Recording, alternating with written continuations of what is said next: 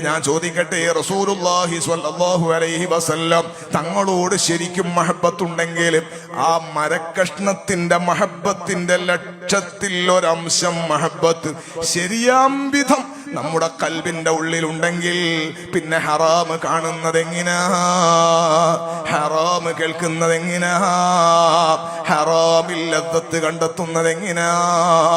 പുതിയ ലോകമെന്ന് പറയുന്നത് അടിപൊളിയുടെ ലോകമാണ്. വിമർശിക്കാൻ വരുന്നവരെ ട്രോളിക്കൊല്ലുന്ന ലോകമാണ്. അത് പറയുമ്പോൾ ശ്രദ്ധിച്ചു പറയണമെന്ന് എല്ലാവരും പഠിപ്പിക്കുന്ന കാലമാണ്. സുബ്ഹാനല്ലാഹ്. വളയത്തൊരു കല്യാണം നടക്കും. നിങ്ങളെ നാട്ടിലേക്ക് അല്ലാഹു ബർക്കത്ത് ഉദാഹരണം പറയാണ്. കല്യാണം നടക്കുന്നു. ആ കല്യാണത്തിനാണും പെണ്ണും സ്റ്റേജിൽ കയറുന്നു. എന്നിട്ട് ഉസ്താദുമാരും അതുപോലെ തങ്ങന്മാരൊക്കെ ഇരുന്ന് നിക്കാഹ് ചെയ്ത് അതേ സദസ്സില് ഭാര്യയും ഭർത്താവും ഒന്നിച്ച് ഡാൻസ് കളിക്കുന്നു.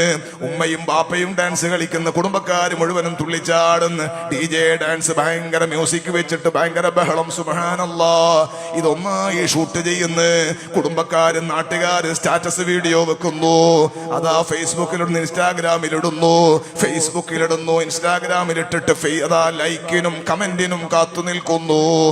അള്ളാഹുവിന്റെ റസൂലിനോടുള്ള മഹബത്ത് എവിടെ പോയി പെണ്ണേ?